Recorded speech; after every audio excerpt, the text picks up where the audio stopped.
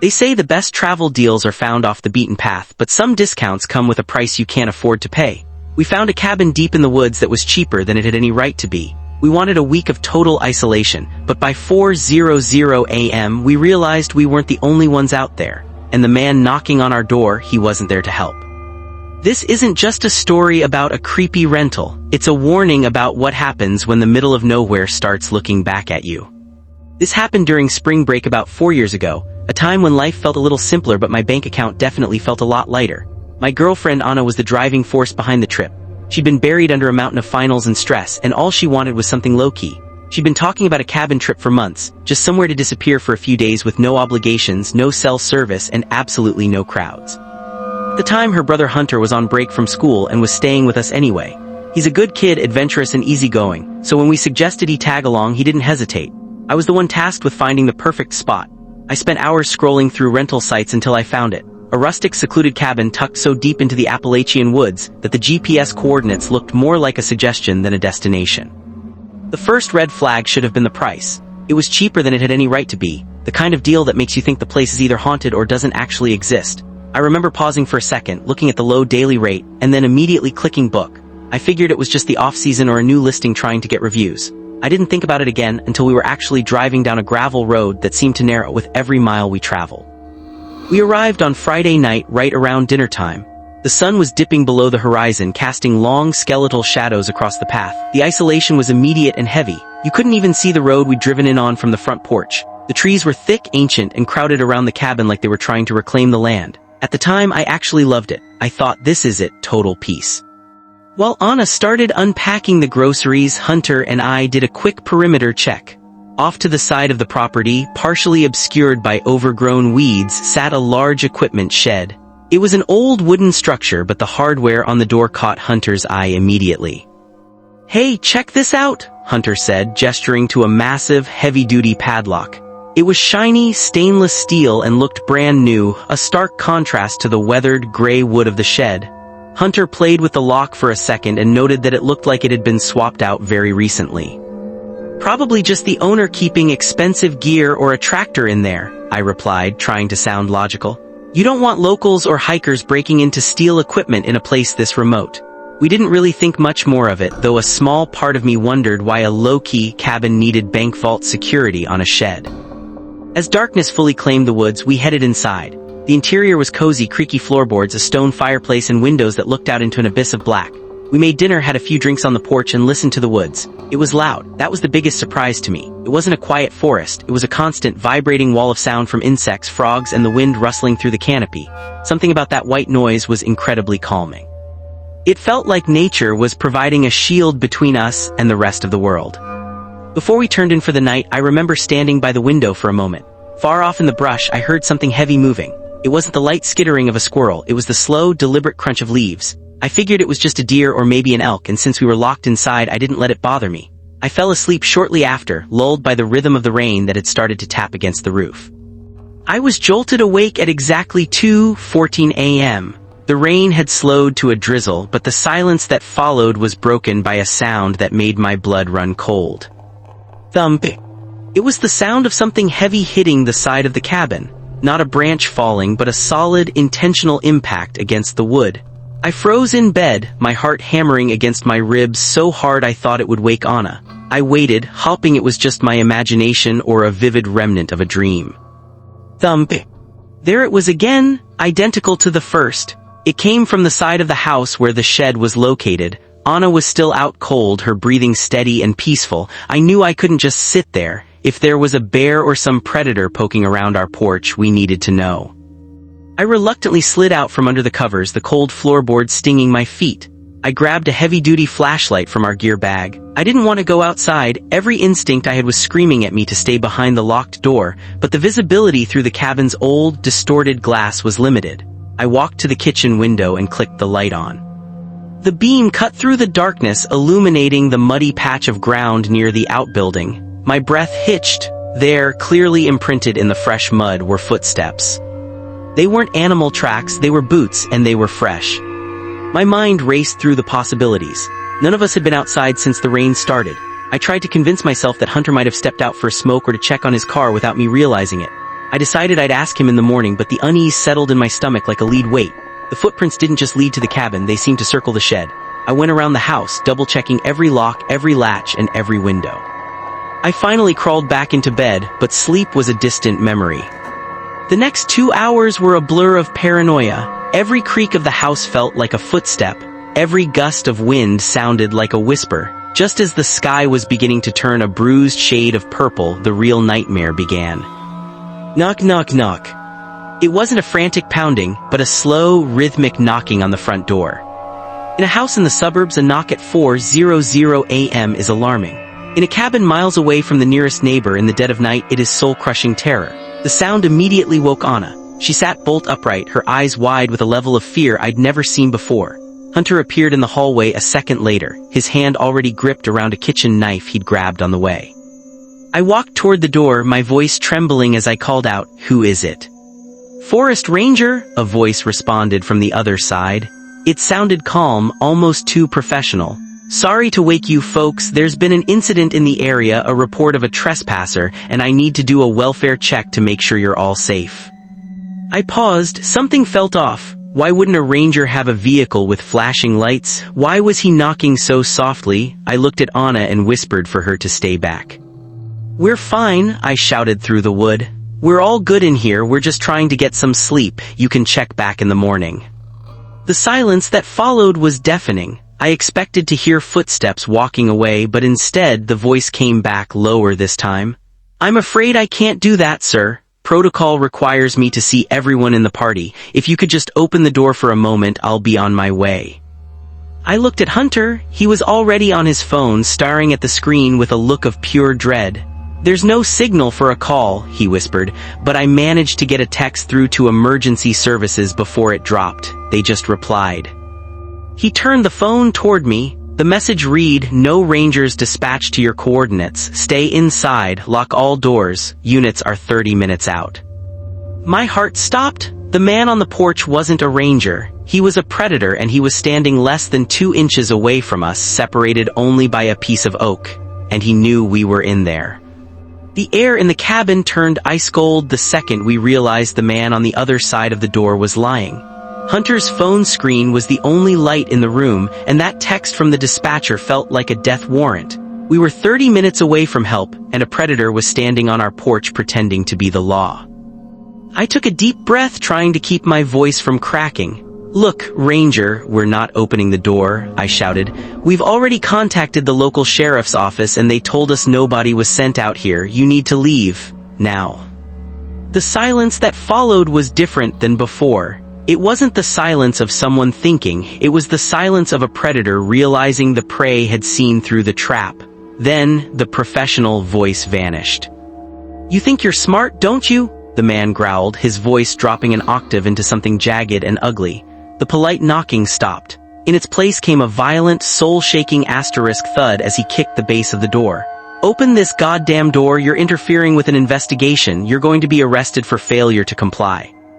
He wasn't trying to trick us anymore, he was trying to break us. The aggression was sudden and overwhelming. Every kick felt like it was reverberating through my own ribcage.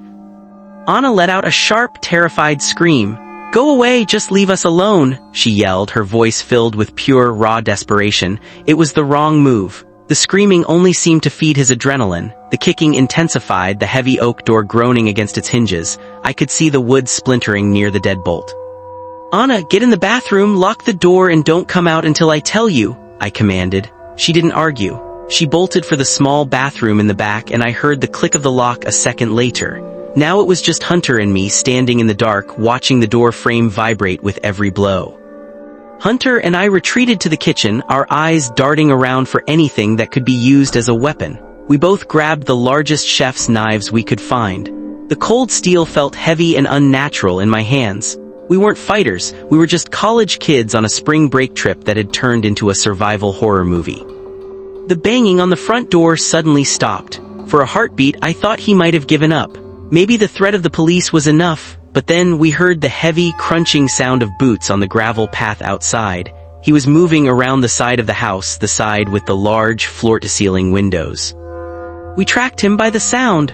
Crunch, crunch, crunch. He was walking slowly, deliberately, letting us know he was still there. He wanted us to feel the perimeter of our safety shrinking. Every time he passed a window, we ducked below the sightline, our hearts hammering against our ribs.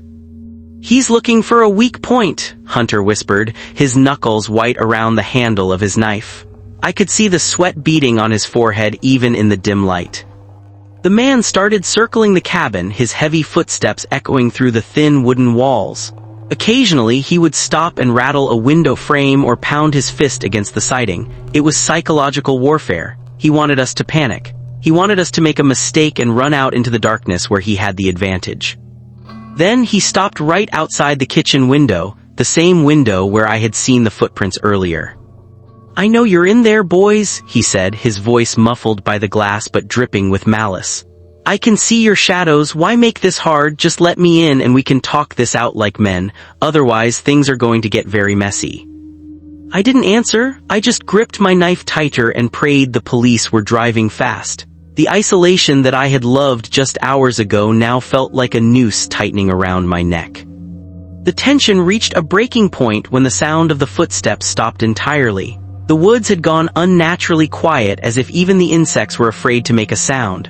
We stood in the dark kitchen, breathing shallowly, waiting for the next move. The silence lasted for minutes, but it felt like hours. "Greg." The sound was like a gunshot. One of the large living room windows shattered into a million jagged pieces. A heavy rock had been hurled through the glass, sending shards flying across the hardwood floor. I lunged forward, expecting a hand to reach through the broken frame or a body to come flying in, but nothing happened. The man didn't jump inside. He was just standing out there in the dark, hidden by the tree line, watching us through the hole he'd made. It was the most terrifying moment of my life. We were staring into a black abyss, knowing a violent stranger was inches away, but we couldn't see his face. He was a shadow in the trees, a ghost with a grudge. We stood there for what felt like an eternity, two kids with kitchen knives guarding a broken window in the middle of nowhere. Every time a branch moved, my heart skipped a beat. I started thinking about that shed again. The new padlock, the footprints. Why was he so obsessed with this specific cabin? Was there something buried under the floorboards, or was the shed the real reason he was here? Suddenly, the man spoke again, but this time he wasn't shouting. He was laughing. A low, wheezing sound that made the hair on my arms stand up. "You're lucky the cops are fast in this county," he muttered. Then faintly at first we heard it, a distant, high-pitched wail, a siren. The sound grew louder, cutting through the heavy silence of the forest. The man outside must have heard it too. We heard the sudden, frantic scramble of boots hitting the dirt and then the sound of someone sprinting into the thick brush. The heavy undergrowth swallowed him whole. Minutes later, blue and red lights began to dance across the trees. The police had arrived. 3 cruisers pulled up the gravel driveway, their headlights illuminating the carnage of the shattered window. The police searched the perimeter with high-powered spotlights and K9 units. They spent hours combing through the woods, but the forest was too thick and the night was too dark. Miraculously, they couldn't find a single trace of him, no dropped items, no ID, nothing but the footprints in the mud that were already starting to wash away in the rain. The officers were frustratingly calm. They took our statements, looked at the broken window and poked around the shed. One of them told us there wasn't much else they could do until morning. "Probably just a local drifter or a tweaker," he said with a shrug. "A tweaker doesn't pretend to be a forest ranger with that much confidence," I argued, but it was useless. They advised us to pack our things and head to a motel in the next town. "You don't have to tell us twice," I said, my hands still shaking as I helped Anna out of the bathroom. She was trembling so hard she could barely walk. As we threw our bags into the car, the adrenaline began to fade, replaced by a cold, hollow realization. This wasn't a random attack. This cabin was so remote, so hidden you didn't just stumble upon it at 4:00 a.m. It felt like we had been watched from the moment we pulled off the main highway. As we drove away, leaving that dark, broken cabin behind, I looked back at the equipment shed in the rearview mirror. The new padlock was still there, shining in the moonlight. I couldn't help but wonder, was he trying to get Asterisk into the cabin to get to us, or was he just making sure we didn't get curious enough to see what he was hiding in that shed?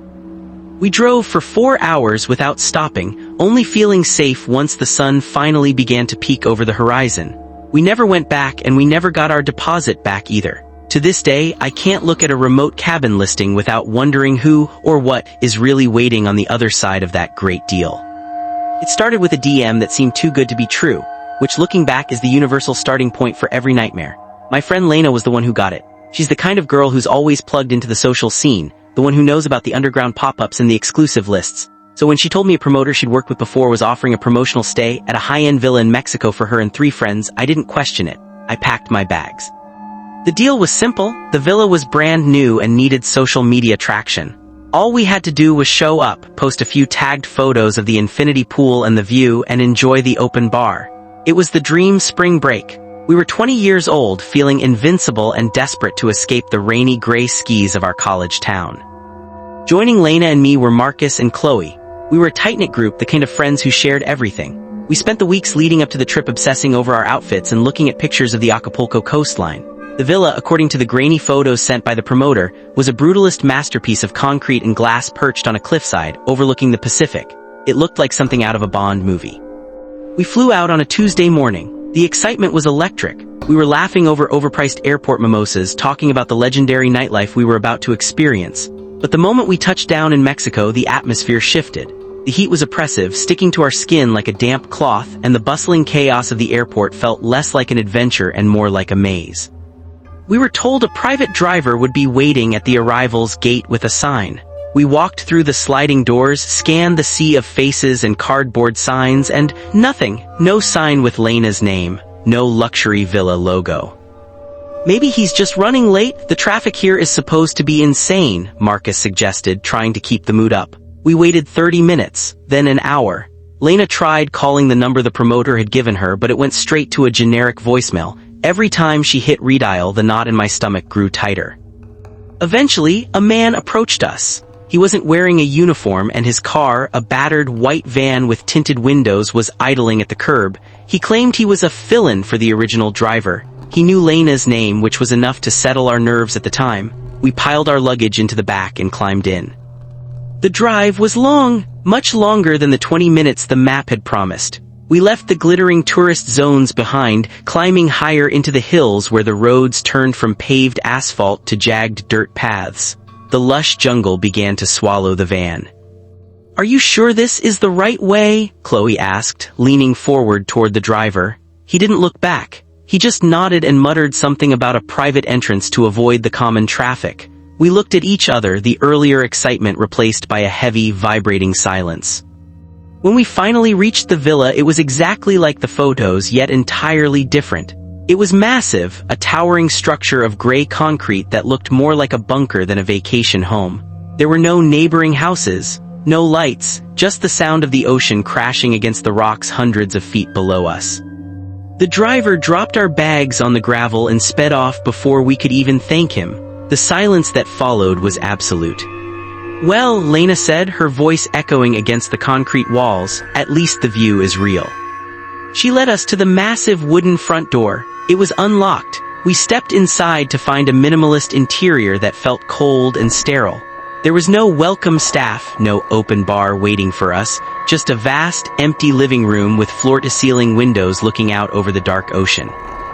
The most unsettling thing was the cameras. They weren't hidden. High up in the corners of every room were sleek black domes. I told myself it was just high-end security for an expensive property, but they seemed to pivot slightly as we moved across the floor.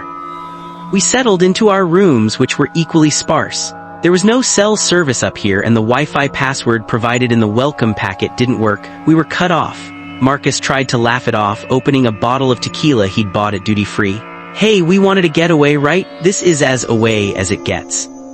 That night, the first event was supposed to happen. The promoter had told Lena that a small group of local influencers and socialites would be coming over for a dinner party. We got dressed up, putting on the clothes we'd saved for the occasion, and waited in the living room. 8:00 p.m. passed, then 9:00 p.m. No one arrived. Around 10:30 p.m. we heard a noise from the floor above us. It sounded like footsteps, heavy, rhythmic packing. We all froze. Marcus stood up, looking toward the staircase. "Hello," he called out. No response. The packing stopped. We decided to investigate, thinking maybe the staff lived on the top floor. We climbed the stairs, our footsteps loud on the concrete. The top floor was one long hallway with several closed doors. We reached the end of the hall where a single light was flickering under a door. Marcus pushed it open. It wasn't a bedroom, it was a control room. Inside were racks of servers and a wall of monitors. My heart nearly stopped when I looked at the screens. They were live feeds from every room in the villa, including our bedrooms, but the room was empty. There was no one there. On the desk sat a single piece of paper with a list of names. I leaned in to read it. It wasn't a guest list for a party. It was a list of our names followed by our heights, weights, and estimated value. At the bottom of the page in red ink was a single timestamp for the following morning, 0400 AM collection. We didn't say a word, we just ran back to the main floor, the realization hitting us like a physical blow. We hadn't been invited to a villa, we had been delivered to a warehouse, and the person who sent us there wasn't a friend, they were a broker. The silence in the control room was suffocating. We stood there, staring at the monitors that displayed our own terrified faces in real time. Seeing yourself from the perspective of a hidden camera changes something in your brain. You stop being a person and start feeling like a product. That list on the desk, the estimated value next to our names, was the confirmation of our worst fears. We weren't guests, we were inventory. "We have to leave now," Marcus whispered, his voice barely audible over the hum of the server racks. He didn't even look at the screens anymore, he just gripped the handle of the door, his knuckles white. We scrambled back down the concrete stairs, our footsteps sounding like hammer blows in the empty villa. Every shadow in the corners of the rooms now looked like a person waiting to snatch us. We reached the massive front door and Marcus threw his weight against it. It didn't budge. "It was open when we got here," Lena whimpered, her hands trembling as she grabbed the handle. We all took turns pulling, pushing, and kicking, but the heavy wood was seated firmly into the concrete frame. It wasn't just locked, it had been remotely bolted. I looked up, the black dome camera in the foyer tilted down toward us. It was watching our struggle. Someone, somewhere, was enjoying the show. "The windows," I said, pointing toward the floor-to-ceiling glass in the living room. "We break one and we run for the woods."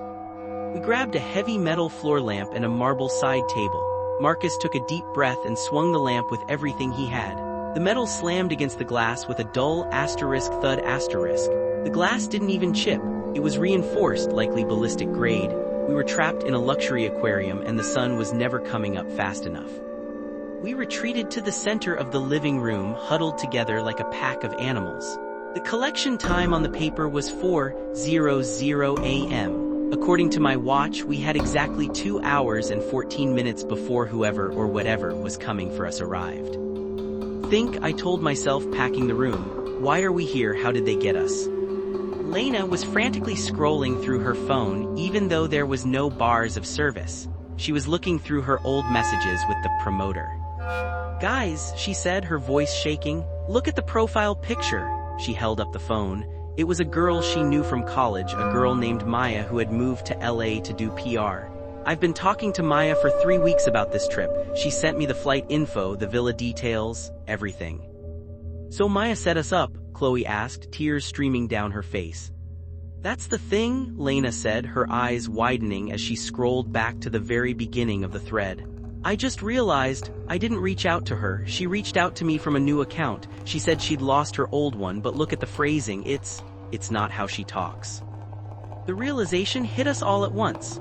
Someone had stolen Maya's identity, or at least her likeness, to lure a specific group of students to a location where they had 0 signal and 0 chance of being found. We had walked into a digital trap that manifested into a concrete one. Suddenly, the lights in the villa flickered, then they turned off entirely. The only light left came from the moon reflecting off the ocean waves outside. In the darkness, the red power lights on the cameras seemed to glow like predatory eyes. Then, the villa's sound system, a high-end surround sound setup, clicked on. It wasn't music, it was a recording. It was the sound of us, our own voices from earlier that evening, laughing and talking about the tequila and the view. Then, the recording sped up, looping the sound of Lena screaming, "Go away," from the front door struggle. It played over and over, getting louder and more distorted until it was just a wall of screeching noise. 3:45 a.m. The noise from the speakers abruptly cut to silence. The silence was worse. We were all sitting on the floor, armed with whatever we could find, steak knives from the kitchen, a heavy glass bottle, even a sharpened trophy Marcus found in a cabinet. Then we heard it, the faint, rhythmic thwump thwump thwump of a boat engine. We ran to the window. Down at the base of the cliff, a small, blacked-out boat was pulling into the jagged cove. There were no lights on the vessel, but we could see the silhouettes of 3 or 4 people jumping onto the rocks. They began climbing the steep, hidden staircase that led directly from the water to the villa's back deck. "They're coming from the back," Marcus yelled. "If they're coming up the cliff, the front might be clear." "The door is locked, Marcus," Chloe cried. "Not if we use the car." We remembered the white van. The driver had left it idling for a moment, but when he sped off, he'd left the keys in the ignition of the backup vehicle parked in the carport. We hadn't checked it because we were too focused on the villa. We ran to the kitchen, which had a small service door leading to the garage. This door was flimsy wood, not reinforced like the main entrance. Marcus kicked it once, twice, and it gave way. We scrambled into the garage and saw it, an old, beat-up SUV. Marcus jumped into the driver's seat. The keys were under the mat. He cranked the engine, and the roar of the V8 felt like the most beautiful sound I'd ever heard. "Get in, get in." As we piled into the car, the back glass doors of the villa shattered. The collectors were inside. We didn't look back to see their faces. Marcus slammed the SUV into reverse, smashing through the flimsy garage door and spinning the tires on the gravel. He shifted into drive and floored it. The SUV fishtailed as we tore down the dirt path we had arrived on. In the rearview mirror, I saw the villa, a dark concrete tomb, recede into the distance. But then I saw something else. 2 sets of headlights snapped on behind us. "They're following us," Chloe screamed. The chase lasted for 20 minutes. Marcus drove like a man possessed, taking corners on 2 wheels, ignoring the branches slapping against the windshield. The cars behind us were faster, closing the gap with every straightaway. Just as they were about to ram our bumper, we rounded a bend and saw the most beautiful sight in the world, a military checkpoint. The Mexican Federal Police were conducting routine stops on the highway. Marcus didn't slow down. He drove right into the middle of the checkpoint, slamming on the brakes and screaming for help. The soldiers swarmed our car, rifles raised. The 2 sets of headlights behind us immediately flicked off. The pursuit vehicles pulled a U-turn and vanished back into the jungle. We spent the next 12 hours in a police station. We tried to explain the villa, the cameras, the estimated value list, and the men on the boat. But when the police finally sent a unit up to the coordinates we gave them, they found nothing. The villa was empty, not just empty of people, empty of asterisk everything. The furniture was gone. The server racks were gone. Even the cameras had been ripped from the walls, leaving nothing but holes in the concrete. The luxury villa didn't exist on any rental site. The owner of the land was a shell company based in the Cayman Islands. When we finally got back to school, Lena tracked down the real Maya. It turned out her phone had been stolen 2 weeks before spring break. The person who had been messaging Lena for a month wasn't her friend. It was a stranger who had been studying Lena's social media, learning who her friends were and baiting a trap specifically for us. We never found out who those people were or what collection actually meant. But sometimes when I'm scrolling through social media and I see an ad for a too-good-to-be-true travel deal, my heart stops. I think about that concrete bunker on the cliff, and I wonder how many other inventory lists are being written at 4:00 a.m. It started with a DM that seemed too good to be true, which looking back is the universal starting point for every nightmare. My friend Lena was the one who got it. She's the kind of girl who's always plugged into the social scene, the one who knows about the underground pop-ups and the exclusive lists. So when she told me a promoter she'd worked with before was offering a promotional stay at a high-end villa in Mexico for her and 3 friends, I didn't question it. I packed my bags. The deal was simple. The villa was brand new and needed social media traction. All we had to do was show up, post a few tagged photos of the infinity pool and the view, and enjoy the open bar. It was the dream spring break. We were 20 years old, feeling invincible and desperate to escape the rainy gray skis of our college town. Joining Lena and me were Marcus and Chloe. We were a tight-knit group, the kind of friends who shared everything. We spent the weeks leading up to the trip obsessing over our outfits and looking at pictures of the Acapulco coastline. The villa, according to the grainy photos sent by the promoter, was a brutalist masterpiece of concrete and glass perched on a cliffside, overlooking the Pacific. It looked like something out of a Bond movie. We flew out on a Tuesday morning. The excitement was electric. We were laughing over overpriced airport mimosas, talking about the legendary nightlife we were about to experience. But the moment we touched down in Mexico, the atmosphere shifted. The heat was oppressive, sticking to our skin like a damp cloth, and the bustling chaos of the airport felt less like an adventure and more like a maze. We were told a private driver would be waiting at the arrival's gate with a sign. We walked through the sliding doors, scanned the sea of faces and cardboard signs, and nothing. No sign with Lena's name. No luxury villa logo. Maybe he's just running late? The traffic here is supposed to be insane, Marcus suggested, trying to keep the mood up. We waited 30 minutes, then an hour. Lena tried calling the number the promoter had given her, but it went straight to a generic voicemail. Every time she hit redial, the knot in my stomach grew tighter. Eventually, a man approached us. He wasn't wearing a uniform, and his car, a battered white van with tinted windows, was idling at the curb. He claimed he was a fill-in for the original driver. He knew Lena's name, which was enough to settle our nerves at the time. We piled our luggage into the back and climbed in. The drive was long, much longer than the 20 minutes the map had promised. We left the glittering tourist zones behind, climbing higher into the hills where the roads turned from paved asphalt to jagged dirt paths. The lush jungle began to swallow the van. "Are you sure this is the right way?" Chloe asked, leaning forward toward the driver. He didn't look back. He just nodded and muttered something about a private entrance to avoid the common traffic. We looked at each other, the earlier excitement replaced by a heavy, vibrating silence. When we finally reached the villa, it was exactly like the photos, yet entirely different. It was massive, a towering structure of gray concrete that looked more like a bunker than a vacation home. There were no neighboring houses, no lights, just the sound of the ocean crashing against the rocks hundreds of feet below us. The driver dropped our bags on the gravel and sped off before we could even thank him. The silence that followed was absolute. "Well," Lena said, her voice echoing against the concrete walls, "at least the view is real." She led us to the massive wooden front door. It was unlocked. We stepped inside to find a minimalist interior that felt cold and sterile. There was no welcome staff, no open bar waiting for us, just a vast, empty living room with floor-to-ceiling windows looking out over the dark ocean.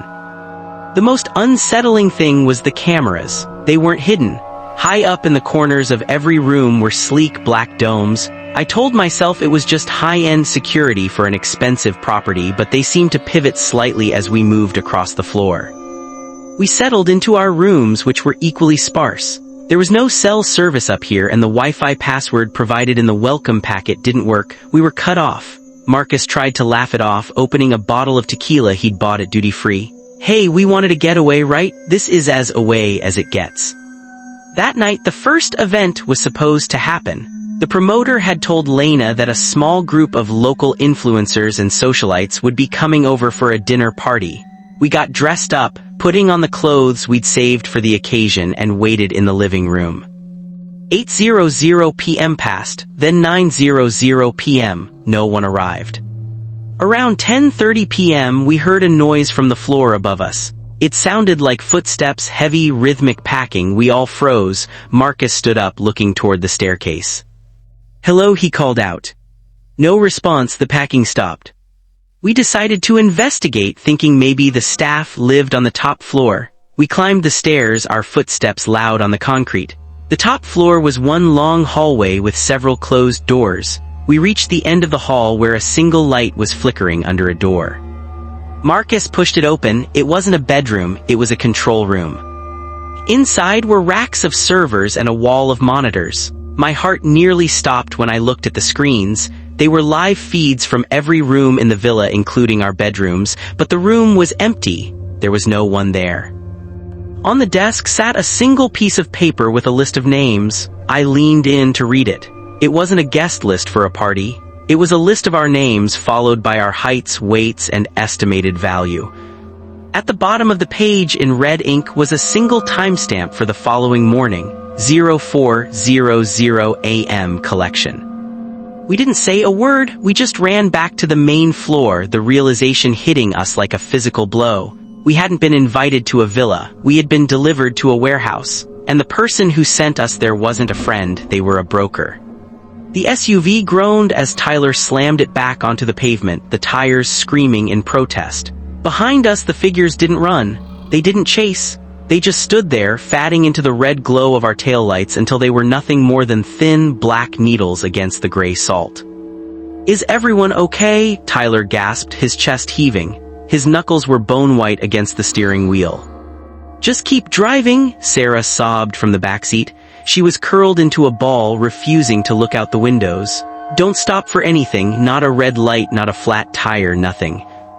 I looked at the dashboard. The digital clock was flickering wildly, jumping from 6:42 to 12:00 to 4:15 in a matter of seconds.